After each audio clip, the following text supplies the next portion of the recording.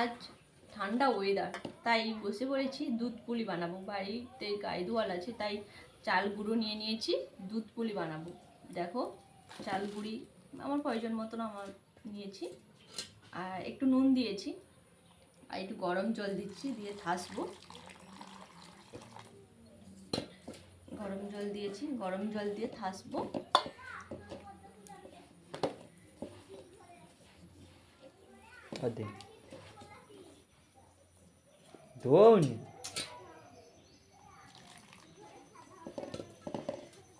গরম জল করে রেখেছিলাম, গরম জল দিয়ে থাসছি। দেখতে থাকবে সবাই, পুরো ভিডিওটা দেখবে। আজকের মেনু হচ্ছে দুধ পুলি। বাড়িতে গাই দোয়াল হয়েছে, তো তাই দুধের পিঠে খেতে তো খুব ভালো লাগে, তাই আজকে একটু দুধ পুলি বানাবো। সবাই পুরো ভিডিওটা দেখবে। গরম জল প্রয়োজন মতন নিচ্ছি, বেশি পড়ে গেলে আবার পাতলা হয়ে যাবে, তাই অল্প অল্প করে দিচ্ছি আর থাসছি। প্রয়োজন মতন নেব।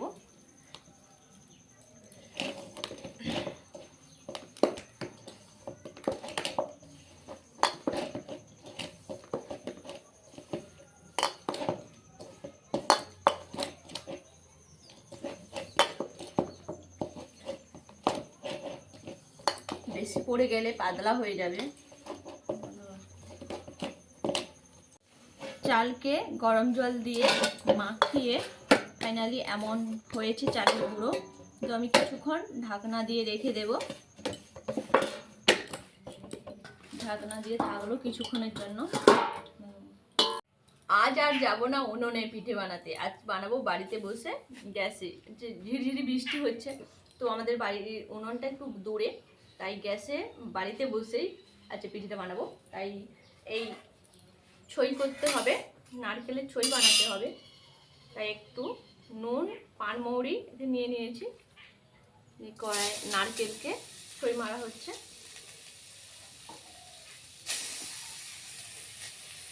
নারকেলের ছই মারা হবে, তো দেখতে থাকো। একটু পানমৌরি, হালকা লবণ দিয়েছি, আর চিনি দিচ্ছি। পুরো চিনিতেই নিয়ে নিই।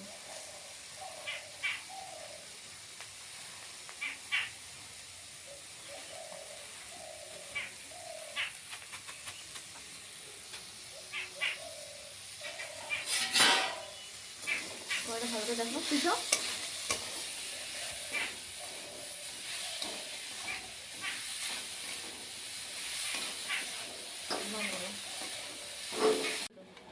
এই দেখো লাল হয়ে গেছে, এবারে ছইটাকে নামকে নেব।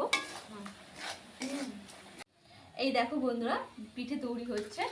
এই দেখো পুরি বানিয়ে নিয়েছি, দেখতে পাচ্ছ। কিছু পুরি বানিয়েছি, কিছু পুরি বানাচ্ছি। আর এখানে কড়া বসিয়ে দিয়েছি, আর দুধ আমার প্রয়োজন মতন আমি দুধ নিয়ে নিলাম। দুধটা ফুটুক, অনেকটাই দুধ, কারণ মানে ঘরের গাই দোয়াল তো, তাই একটু অনেকটাই দুধ। 1 কেজির উপরে দুধ আছে, 1.5 কেজি মতো দুধ আছে। দুধটা ফুটুক, তারপরে দেখাচ্ছি। আর এইগুলো বানানো হোক। ফাইনালি আমার দুধ ফুটে গেছে, দেখো দুধটা ফুটে গেছে। তো আমি পুর যে করে রেখেছি, পিঠেগুলো বানিয়ে রেখেছি, এগুলো একটা একটা করে ছেড়ে দে।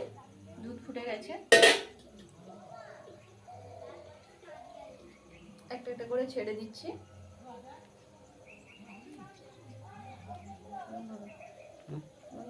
একটা একটা করে ছেড়ে দিচ্ছি। ফাইনালি আমার দুধ পুলি রেডি হয়ে গেছে, এগুলো ঢেলে নিচ্ছি।